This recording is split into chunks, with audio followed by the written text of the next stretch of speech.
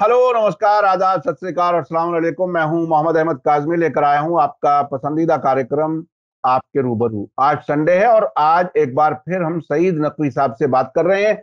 नकवी साहब से जब भी हम बात करते हैं तो बहुत से ऐसे हकीकतें सामने आती हैं जो हम पहले से नहीं जानते।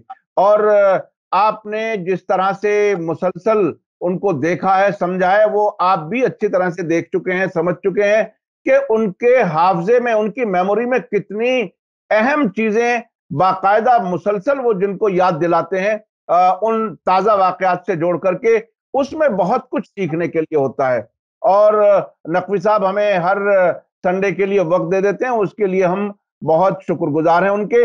आज हम जिन इश्यूज पर बात कर रहे हैं वो मिडिल ईस्ट, वेस्ट एशिया जिसे कहा जाता है, इजराइल फिलिस्तीन टकराव जिस तरह से बढ़ रहा है, खास तौर पे रमजान के महीने में मस्जिद अल अक्सा जो मुसलमानों का किबला अव्वल है, यानी मक्का में जो अब हज होता है, जिस तरफ नमाज दुनिया भर के मुसलमान पढ़ते हैं, एक जमाने में मस्जिद अल अक्सा की तरफ रुख करके नमाज पढ़ते थे। ये प्रॉफिट मोहम्मद सल्लल्लाहु अलैहि वसल्लम के जमाने में ही ये डायरेक्शन बदली गई थी, जिसको आज के जमाने में कहा जाता है मुसलमानों के लिए तीसरा सबसे अहम मजहबी मकाम है मस्जिद अल अक्सा। वहां से इजरायली फौजें नमाजियों को पकड़ पकड़ के बाहर निकाल रही हैं और जो हार्डलाइन यहूदी हैं उनको वो अपने साथ लेकर के आते हैं। उसके जवाब में हमास ने कार्रवाई की, कुछ रॉकेट हमले किए। हालांकि हमास के स्पोक्स पर्सन का यह कहना है कि हमारे लिए, हम सेल्फ डिफेंस में ये करते हैं, हमारे लिए कहीं कोई जाने की जगह नहीं है, शेल्टर्स नहीं है, बचने की जगह नहीं है। लेकिन वो मुसलसल एक रेजिस्टेंस का काम करते हैं। उधर इजराइल से फिर जवाबी कार्रवाई होती है, साउथ लेबनान में ये कहते हुए कि हमास के ठिकाने पर उन्होंने हमला किया है, और गाजा में भी हमले होते हैं। लेकिन साथ साथ वेस्ट बैंक में फिलिस्तीनी रेजिस्टेंस और एक्टिव हो रहे हैं। और अभी 2 दिन पहले एक ही दिन में 3 यहूदियों को मारा फिलिस्तीनी रेजिस्टेंस फोर्सेस ने। और उनकी सपोर्ट में हमास ने बयान दिया कि इससे यह साबित होता है कि रेजिस्टेंस बहुत मजबूत है, यानी एक कोऑर्डिनेशन भी नजर आ रहा है। और इस बीच में एक खबर यह भी आई है कि हमास और हिजबुल्लाह की मुलाकात हुई है बेरूत में फ्राइडे को। वो भी काफी अहम मुलाकात थी। हसन नसरुल्लाह और हमास के जो फॉर्मर प्राइम मिनिस्टर हैं इस्माइल हानिया, उनकी मुलाकात हुई है। उधर इराक के कतायब हिजबुल्लाह, यमन के हूथी अंसारुल्लाह, वो भी फिलिस्तीनियों की सपोर्ट में खड़े हैं, उन्होंने ऐलान किया है। इस इस सिनेरियो में क्या कुछ है, नकवी साहब कैसे देख रहे हैं, ये हम समझेंगे। और उसके साथ साथ ईरान सऊदी अरब की मुलाकात हो गई और यमन जंग के खात्मे के इशारे आ रहे हैं। नकवी साहब, वेलकम है आपका, मीडिया स्टार वर्ल्ड को आपने वक्त दिया। आप ये बताइए कि क्या कुछ है, आपने तो नजदीक से देखा है, आप कई बार गए भी हैं, खुद इजराइल का आपने दौरा किया, फिलिस्तीन रामल्ला आप गए हैं। आप इस इस वक्त की जो एमर्जिंग सिचुएशन है उसे आप कैसे देख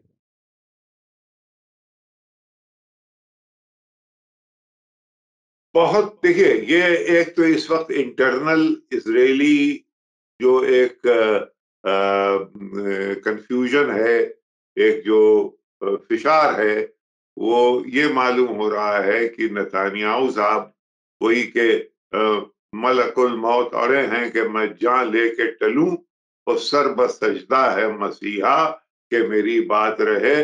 वो चाह रहे हैं कि उसको खत्म करें, जो जो उनका लीगल फ्रेमवर्क है, लीगल फ्रेमवर्क से ऊपर हो जाए सरकार। रहे वो वहां की जनता नहीं मानती, उसको इन्होंने पोस्टपोन कर दिया है, लेकिन इन्होंने उसको रद्द नहीं किया।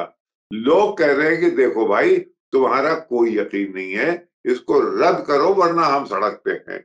और साहब, 5 मिलियन का मुल्क, उसमें 1 मिलियन सड़क पे आ जाए, यानी 1/5 पॉपुलेशन सड़कों पे आ जाए एजिटेट करने के लिए, ये बहुत बहुत बड़ी बात है। और तो अब देखिए, आगे आगे देखिए होता है। लेकिन ये अब नेतन्याहू के ये आखिरी कुछ दिखाई ये दे रहा है कि ये इनकी सियासत के अब ये आखिरी पासे हैं जो कि ये फेंक रहे हैं। क्योंकि अब मेरे ख्याल में, मैं दूर की बात कर रहा हूं, कहीं ना कहीं मुझे एक इलेक्शन और दिखाई दे रहा है, वरना ये जो डेडलॉक है इसको कैसे रिजॉल्व किया जाए। या तो कॉन्स्टिट्यूशन वाकई में बदला जाए, या फिर ये कि अगर इसी के अंदर करना है तो ये डेडलॉक जो है, जो सड़क और नेतन्याहू के बीच में आ गया है, उसको कैसे रिजॉल्व किया जाए। देखिए, ये फलस्तीनियों का मामला जो है कि बड़े मैं क्या बताऊं, 1973 में, 73 यानी कब हो गए, आपके सामीन में से कई पैदा भी नहीं हुए होंगे जी शायद। जी बिल्कुल बिल्कुल। मुझे ले गए ये पैलेस्टीनियंस यहाँ से। बड़ा यहाँ पे इन्फ्लुएंशियल एक पैलेस्टीनियन सेक्टर होता था। यानी यहाँ पे, अगर पता नहीं लोगों को नाम याद है कि नहीं, क्लोविस मकसूद। हम्म, क्लोविस मकसूद यहाँ पहले पैलेस्टीनियन अरब लीग के नुमाइंदे थे। लेकिन वो दरअसल पैलेस्टीनियंस का काम करते थे, वही उनका काम था। और उनकी जनाब रसाई जवाहरलाल नेहरू तक थी, हमें मालूम है। और हम्म, उनके कहाँ कहाँ उनका फैलावा था वो हम जानते हैं। उनके बाद जब वो चले गए तो यहाँ पे वहाबी साहब आए, वहाबी जो कि इजिप्शियन थे। और वो उतने लेकिन मैं कहना ये था कि दबदबा बड़ा था। अरे भाई, जब वहां से यासर अराफत आते थे तो वो प्रेसिडेंशियल पैलेस में ठहरते थे, राष्ट्रपति भवन में। मैं वहीं हम्म, उनसे मिला हूं कई दफे। तो हम्म, ये फिर रुतबा धीरे धीरे उन दिनों में, ये लोग कभी कभी, हम अखबार, देखिए अखबार वाले कुछ तो चीजें जाके देखते हैं, यानी इंडिपेंडेंट जर्नलिस्ट की तरह जाते हैं। और कभी कभी उनको कुछ चीजें दिखाई जाती, यानी वो जो कि वो नहीं देख सकते, लेकिन भाई आइए हम आपको दिखाते हैं। तो उन दिनों में फलस्तीनी लेके जाते थे सीरिया, और सीरिया और लेबनान के बीच में जो रास्ते हैं, वहां सदर्न लेबनान में एक जगह होती थी हबारिया, हम्म, और भी है वहां। ये पहले ले जाते थे ये दमिश्क। वहां ये पैलेस्टीनियन, देखिए अरब मुल्कों ने कभी पैलेस्टीनियन रेफ्यूजी कैंप्स को सम नहीं किया अपने, हम्म, यानी उनको अपने अंदर अब्सॉर्ब नहीं किया। वो रखा उनको कैंप में। उसकी दो वजह थी। एक तो एक तमाशा, यूएन दुनिया भर के पैसे आते थे उससे। और दूसरा ये कि एक पॉलिटिकल रैलिंग पॉइंट था ये, जो कैंप्स थे। तो एक अजीब गरीब तरीका था, तरीक़ाकार पूरे अरब मुल्कों में, कि जहां जहां पे भी पैलेस्टीनियन कैंप्स थे, उनको ये लोग अपने अंदर अब्सॉर्ब नहीं होते थे। मतलब यूरोप में हम्म, अब हिंदुस्तानी इतने हो गए हैं। इंग्लैंड में आप देख लीजिए हम्म, कि प्राइम मिनिस्टर इंडियन ओरिजिन का है। हम्म, स्कॉटलैंड का जो अगला प्राइम मिनिस्टर होगा वो इंडियन ओरिजिन का है, हमजा यूसुफ। और हम्म, वो मेयर ऑफ लंदन जो है वो यहीं का है, इसी सब कॉन्टिनेंट का है।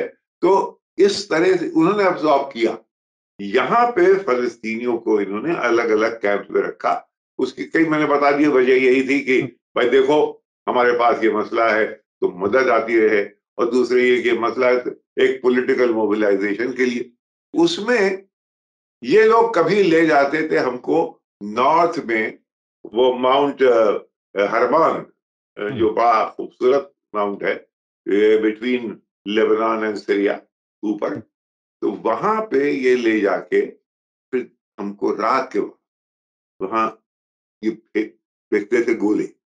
तो हम भी मुलविस हैं उस जुर्म में। हम्म, ये वहां से गोले फेंकते थे। गैलीली, नीचे हम्म, है गैलीली का हम्म, लेक, हम्म, जिसमें कि यसु मसीह वॉक किया करते थे और जहां पे वो प्रीच करते थे, जो कि बहुत ही बिब्लिकल टर्म में बहुत ही होली जगह है। वहां पे वो ये फेंकते थे, हमने खुद देखा है। अब उन दिनों में उसको टेररिज्म नहीं कहा जा सकता था। अगर वो टेररिज्म हो जाता तो फिर हम ना देखते। उन दिनों में वो नेशनल वॉर ऑफ लिबरेशन कही जाती थी वहां पे, या इजिप्ट में, या तमाम जगह ये अफ्रो एशियन सॉलिडारिटी पूरी जो थी वो यही थी कि ये आजादी की लड़ाइयां हैं ये सब। ये तो जब धीरे धीरे धीरे ये हुआ कि भाई ये टेररिज्म है, तो ये आजादी की लड़ाइयां नहीं है, ये एक तराजू किस वक्त पलटा वो याद रखने की बात है। भाई कद्दाफी मसलन, मोहम्मद कद्दाफी का क्या था कि साहब वो तो बड़ा फंडामेंटलिस्ट है।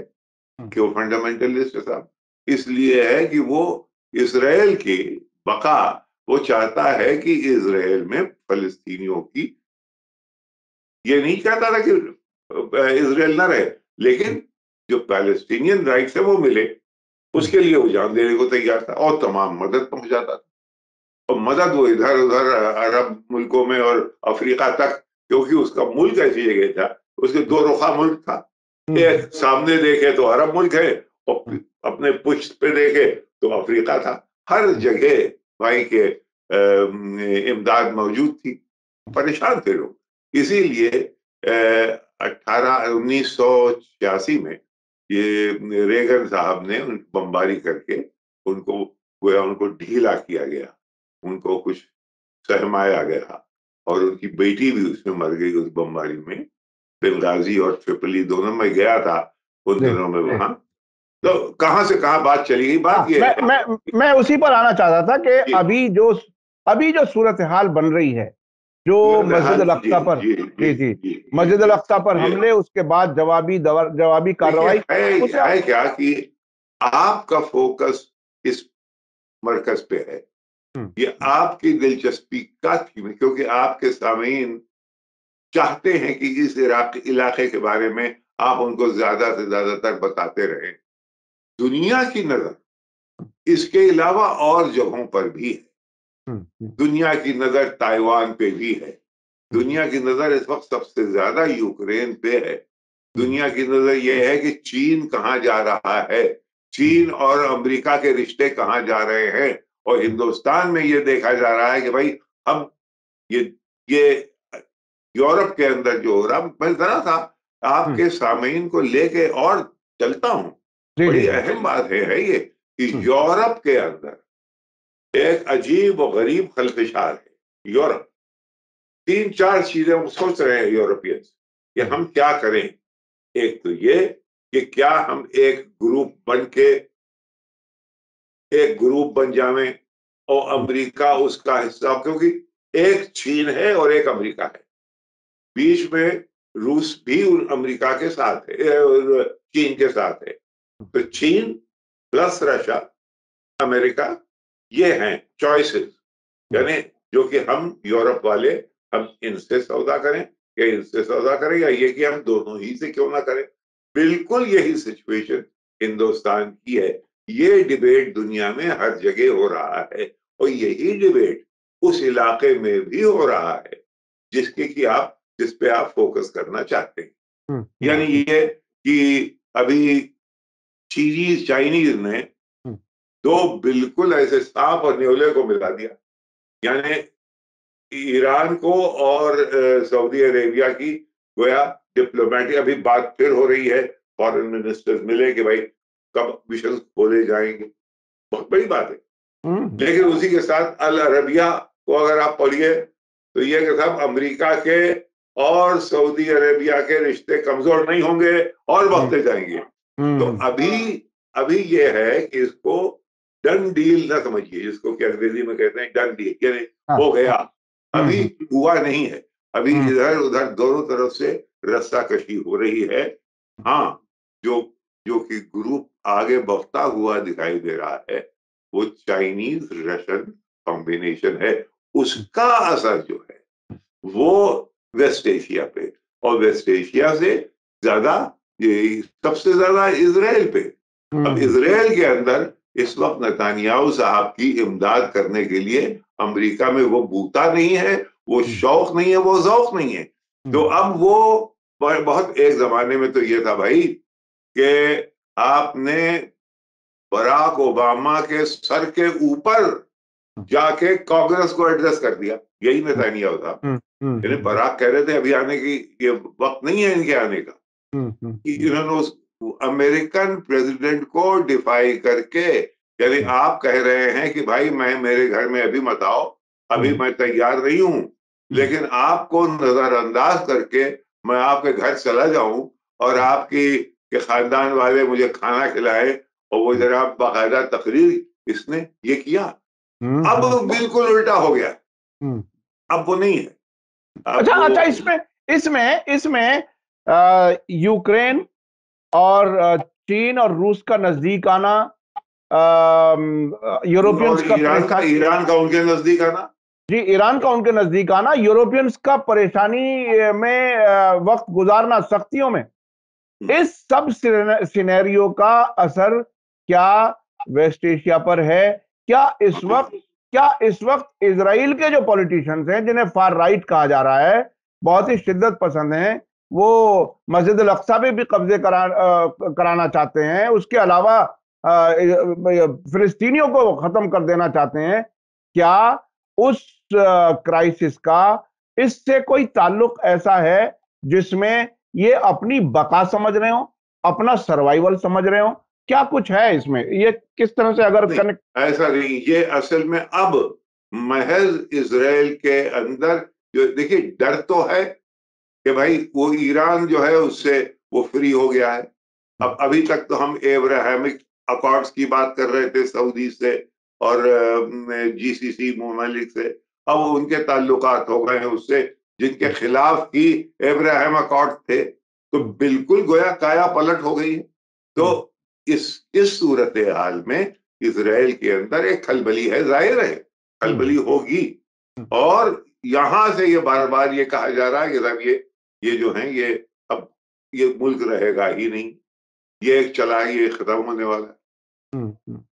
ये हमारे एक बहुत गुरु दोस्त है जिनकी की मैं बहुत इज्जत करता हूँ, वो जरा सा वाम पे लेफ्ट पे ज्यादा हैं, लेकिन उन एक आध बातें वो बहुत पते की हमें बताते हैं। उन्होंने उनका कहना यह है कि देखो शहीद, ये जब तक इंपीरियलिज्म को इसराइल की जरूरत है तब तक इनकी बका है।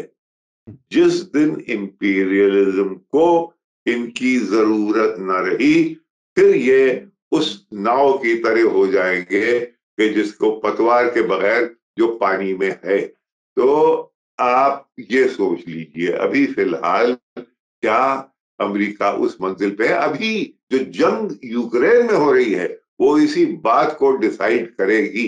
मैं तो कह चुका हूं, और मैं इस पे बिल्कुल एक जगह पे उसी जगह पे खड़ा हूं जो मैं पहले दिन से कह रहा था कि अब मल्टीपोलर वर्ल्ड के अलावा हेजिमोनिक दुनिया नहीं आ सकती। वो दुनिया की जिसमें अमेरिकन और वेस्टर्न हेजिमनी हो, वो अब नहीं, वो गई, वो खत्म हो गई। लेकिन वहां ये जिद है कि भाई कुछ ना कुछ इसमें से हमारा बच जाए। ये जो हमारे दुश्मनाने हैं रूस और चीन, ये किसी तरह से दबे, ये किसी तरह से कम हो, और वो हो नहीं रहा है। तो एक अच्छा, उसमें तो एक और नई बात आई है। अभी फ्रांस के प्रेसिडेंट बीजिंग गए और उन्होंने चीन से कहा कि वो यूक्रेन वाले मामले को हल कराएं। इससे पहले रूस के और चीन के प्रेसिडेंट्स की मॉस्को में मुलाकात हो चुकी, वो अपना एक फॉर्मूला दे चुके। इसके अलावा जेलेंस्की भी चीन के प्रेसिडेंट को एक तरह से उन्होंने एक बयान दिया कि मैं इंतजार करूंगा, मेरे यहां आकर के मिलें, हम मिलना चाहते हैं। तो अब अगर ये सतही बयान भी हो, इसमें सीरियसनेस ना भी हो, तब भी अमेरिका के लिए एक बड़ी मुश्किल तो यह है कि वो इतनी फंडिंग कर चुका, इतनी फंडिंग कर रहा है, नेटो मुल्कों से फंडिंग करा रहा है, जिनके यहाँ एक वक्त का खाना लोग स्किप कर रहे हैं, उन मुल्कों से हथियार दिलवा रहा है यूक्रेन को। आगे क्या होगा फिर अमेरिका का? तो फिर उसमें अगर अगर हाँ। जो सवाल आप कर रहे हैं काजमी साहब, यही सबसे ज्यादा खतरनाक पॉइंट पे दुनिया को लाके इसने खड़ा कर दिया है कि अमेरिका कम हो रहा है, हार नहीं रहा। और वो जब तक ये सिचुएशन रहेगी, देखिए अमेरिका के पॉकेट्स बहुत डीप है, अमेरिका के पास बेपनाह दौलत है, यानी वो अगर चाहे तो इस जंग को बरसों चला सकता है। और ये कि उनके यहाँ असरात तो अभी ऑलरेडी हो रहे हैं, लेकिन इतने ना होंगे जितने कि उस बरक्स रूस में होने लगेंगे। अभी नहीं है, अभी तो 80% रेटिंग है पुतिन की, लेकिन ये 2 3 4 साल तक ही चले तो नहीं रहेगी। लेकिन 2 3 4 साल तक इसलिए नहीं चल सकती कि यूरोप डूब जाएगा, इसलिए नहीं चल सकती कि हम लोगों के ऊपर मुसीबत आ जाएगी, इसलिए नहीं चल सकती कि अफ्रो एशियन ब्लॉक जो कि एक जमाने में कहा जाता था वो फिर खड़ा हो रहा है। वो एक तरफ यूरोप है, it is now west versus the rest, ये समझ लीजिए। आप मुझे बताइए कि इस वक्त अफ्रीका में अमेरिका बहादुर का कौन है? यानी वहां तो ये या तो चाइनीज और या रशियंस पेनिट्रेट कर चुके हैं। लैटिन अमेरिका में कौन है? एक बोल्सोनारो साहब गए हैं, वो एक उसको लूला को अपसेट करने के लिए उनका एजेंडा क्या है कि अमेजोन फॉरेस्ट को जला दो और उसकी लकड़ियां बेचो। यानी ये अमेरिका के दोस्त हैं, यही है ना उनका। बोल्सोनारो का क्या है, सबसे बड़ा उनका एजेंडा ये था कि साहब डेवलपमेंट के लिए हम सब कुछ कर सकते हैं।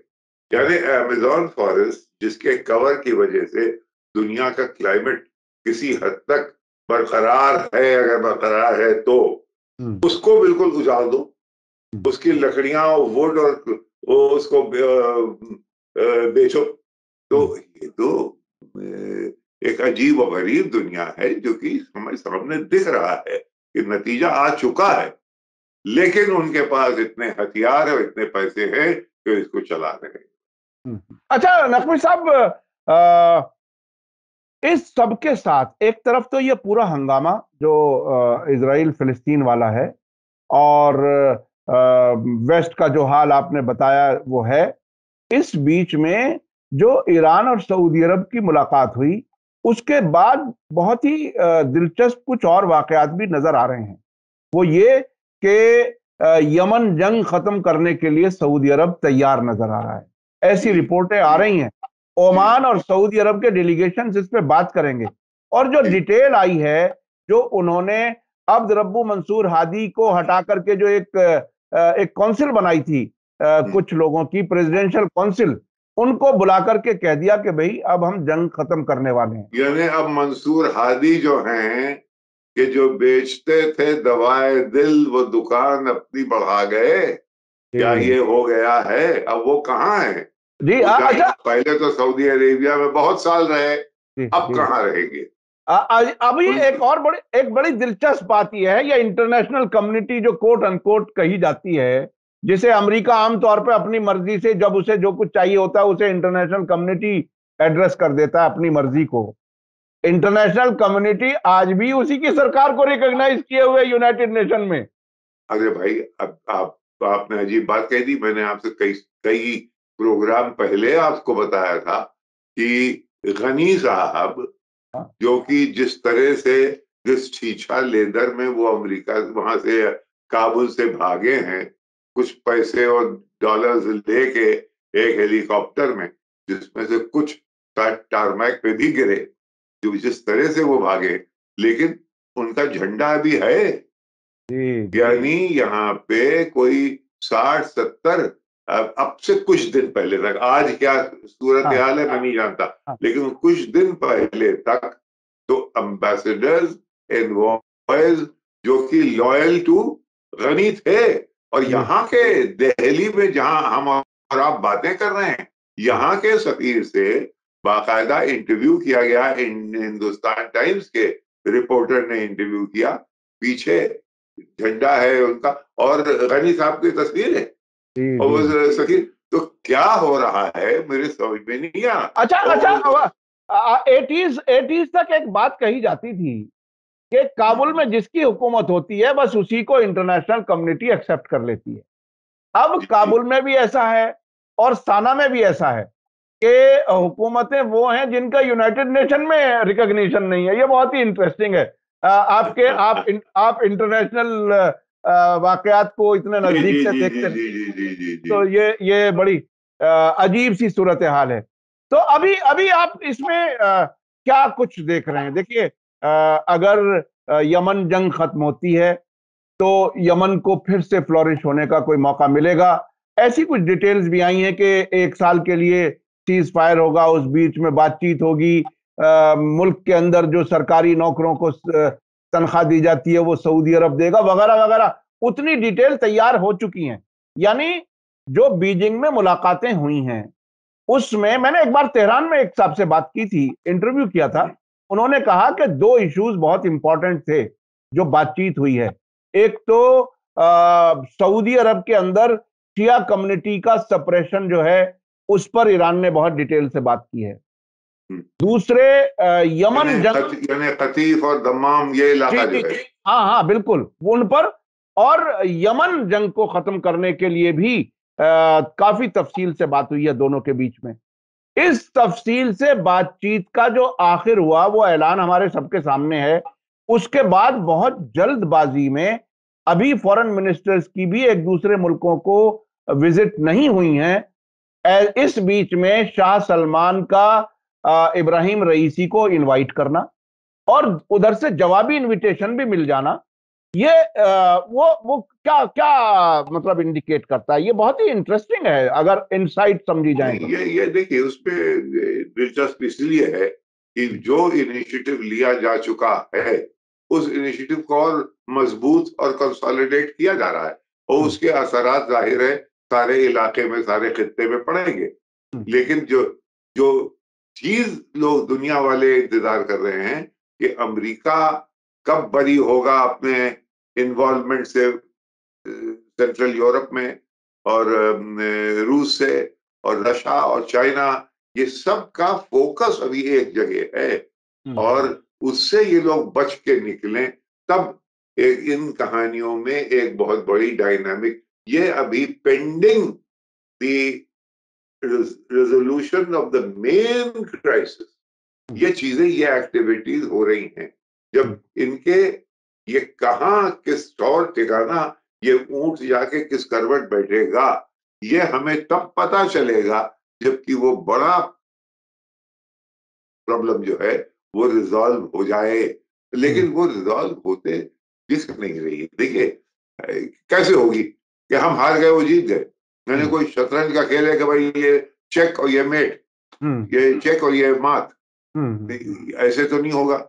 ये कैसे होगा?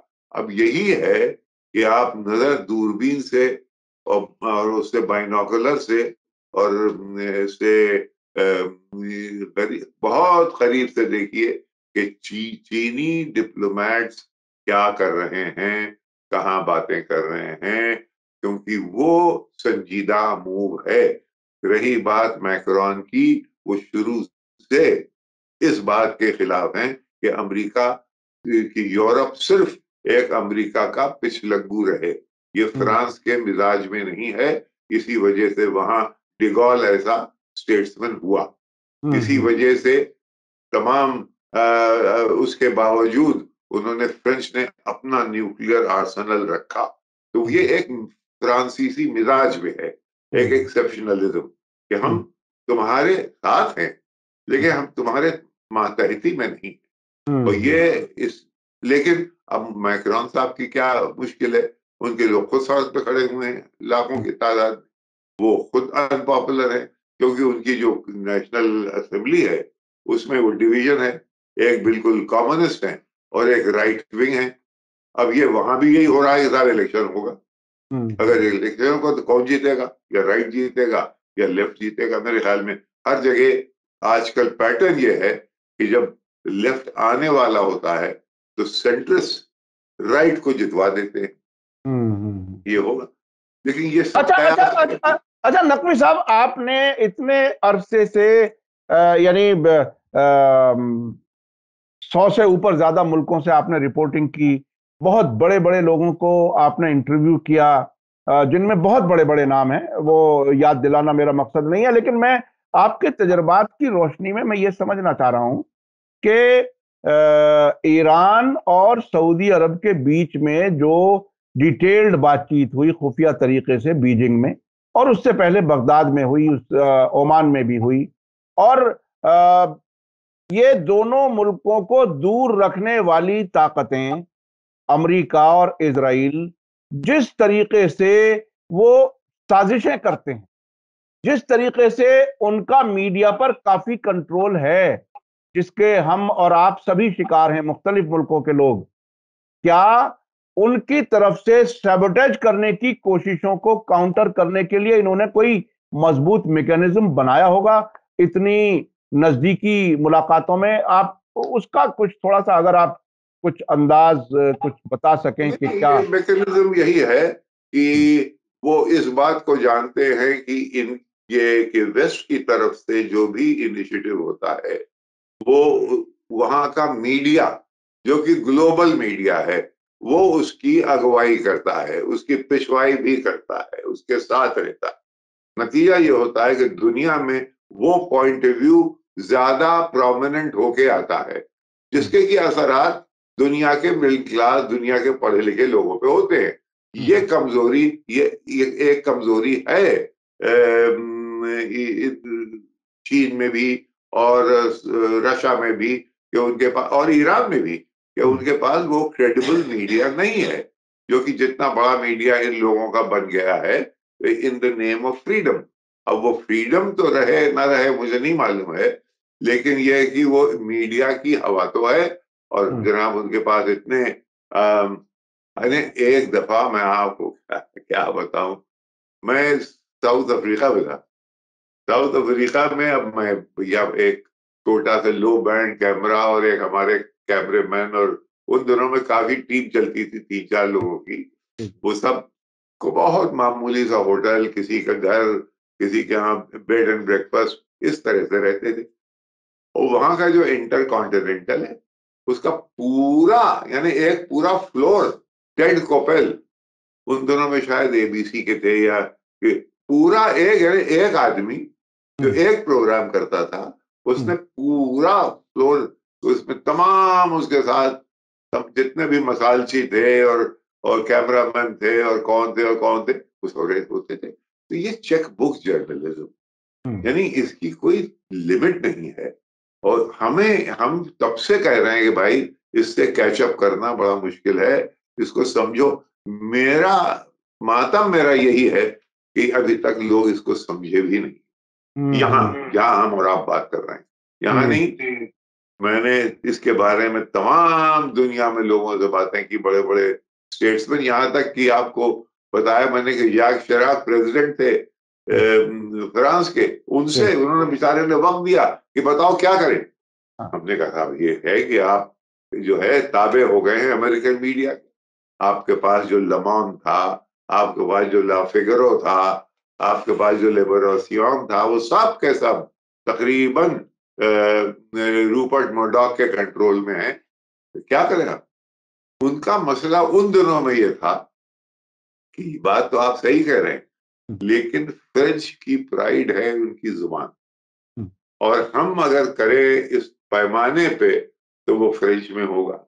अब फ्रेंच में होगा तो वो फ्रैंकोफोन कंट्रीज में तो चल जाएगा, जो कि अफ्रीका में है थोड़ी सी, समझे। लेकिन वो यहाँ पे हिंदुस्तान में और दुनिया में तो ये जो एंग्लो सैक्सन मीडिया है, वो अंग्रेजी जुबान का जो इसने फायदा उठाया है, वो आखिर में एक थोड़ा सा प्रोग्राम उन्होंने चलाया है। अगर आप देखें तो एक फ्रेंच टीवी है, लेकिन वो ऐसी है कि 1 घंटे का प्रोग्राम होता है, शायद 1-2 घंटे का, और वो बहुत ही कोई इंटरनेशनल नेटवर्क नहीं है, जो कि अमेरिका के पास कई हैं, बरतानिया के पास हैं, और बाकी लोगों के पास नहीं है। लोगों के पास वो नहीं है, वो इन्हीं के ऊपर डिपेंड करते हाँ, हैं। ये लेकिन बहुत बड़ा मसला यानी है। यानी यानी उनकी साजिशों का शिकार होने के इम्कान बाकी हैं उनके हैं साथ। हाँ। उनका मीडिया जब तक है, वो मीडिया साहब वो ऐसे ऐसे शगुफे छोड़, आपके चारों तरफ आप देख रहे हैं, अरे साहब आपके घर वाले मुतासर हो जाते हैं कि आपने देखा ही नहीं। अरे जी जी भाई इनको इनकी बात न मानो, मैं जानता हूं, आप जानते होंगे, हमने तो अभी टेलीविजन पे देखा। जी ये जी जी बिल्कुल, उसका ये असर, है। उसका असर होता है। मैंने खुद 80s में 90s में, आपने तो मुझसे कहीं ज्यादा देखा है कि वेस्ट एशियन मुल्कों में वहां की अपनी एजेंसियों ने उनके अखबार वेस्टर्न एजेंसीज की खबरें अपनी कैपिटल की छापते रहे हैं। यानी जी ये बड़ा जी जी। दिलचस्प है। यानी बगदाद में आप बैठे हैं तो बगदाद की इराकी न्यूज एजेंसी की खबर नहीं है, बल्कि एएफपी की खबर छप रही है। इसी तरह जी से तेहरान में होता था। इसी तरह से तेहरान में होता था कि उनकी इरना की खबर नहीं छप रही, रॉयटर्स की खबर छप रही है वहां के अखबारों में। तो ये एक असर है, उससे कब निजात मिलेगी नहीं मालूम। लेकिन बहरहाल अगर अवामी सतह पर अगर बेदारी हो और सोशल मीडिया के जरिए ही, या जितने भी जिस भी तरीके से हम सच्चाई पहुंचा सकते हैं वो हम पहुंचाते रहें। शहीद नकवी साहब, बहुत बहुत शुक्रिया। आपसे बहुत ही तफसीली बात हो जाती है, बहुत सी चीजें समझने में आने आने लगती हैं, और हमारे दर्शक भी आपको काफी पसंद करते हैं। इसी के साथ मुझे दीजिए इजाजत। धन्यवाद, शुक्रिया। जय भारत, जय हिंद। मीडिया स्टार वर्ल्ड के और वीडियो देखने के लिए हमारे चैनल को सब्सक्राइब करें और सीधे नोटिफिकेशन पाने के लिए बेल आइकन दबाएं। और अगर हमारी खबर सच्ची और अच्छी लगे तो अपने व्हाट्सएप, इंस्टाग्राम, फेसबुक और ट्विटर अकाउंट पर जरूर शेयर करें।